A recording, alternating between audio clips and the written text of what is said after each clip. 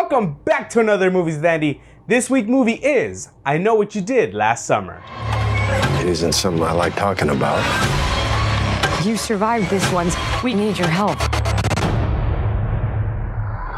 This is a no spoiler review. There is one mid-credit scene in this film, so you don't have to stay all the way to the end. This movie is like a reboot sequel of the original 1997 version of I Know What You Did Last Summer. This movie brings in a cast of new actors, plus some old actors from past movies as well. But the past movies and this new movie have one thing in common. They all have a fisherman with the hook slaughtering the whole cast. Alright, let me start off with things that I liked from this film. I thought the whole cast did an amazing job, and there was also some similarities in characters from the original movie to this one. But the two big standouts in this film were of course Madeline Klein and Chase Sue Wonders. I did expect Madeline Klein to be the main protagonist in this movie, but it actually focused more on Chase's character. And of course it was also really cool to see Freddie Prinze Jr. back and Jennifer Love Hewitt, with some other characters that might not be alive in this franchise anymore, but I guess you'll have to watch it to see. So this is a positive and a negative before I start with the things I didn't like,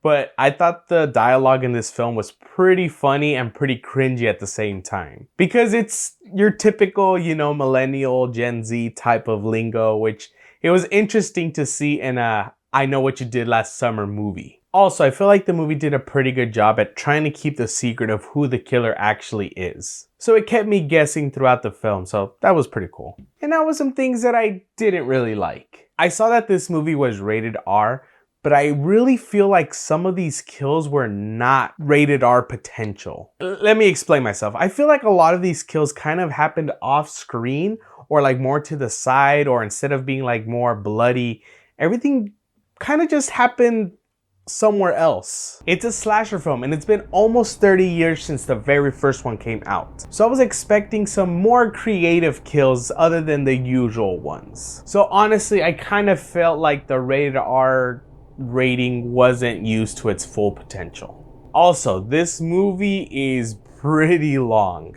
It felt like 90% of the movie we were just waiting to see who the killer actually is. And the last like 20 to 30 minutes you find out, and then they just throw more surprises, and then it's just a big climax. But that doesn't mean the climax was that great. And just like past slasher movies, they do kind of just have new characters they're trying to introduce.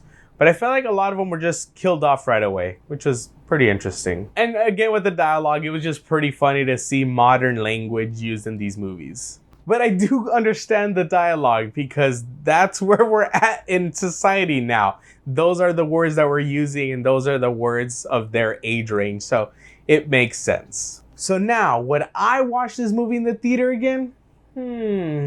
Although the actors did an amazing job, I unfortunately would not watch this movie in the theater again. Yes, it was cool to see some past characters come into the new movie, but I just felt like it was kind of the same film as the original one. If you're watching the movie, let me know what you thought about it in the comments. Don't forget to like, share, and subscribe for more movie reviews every week.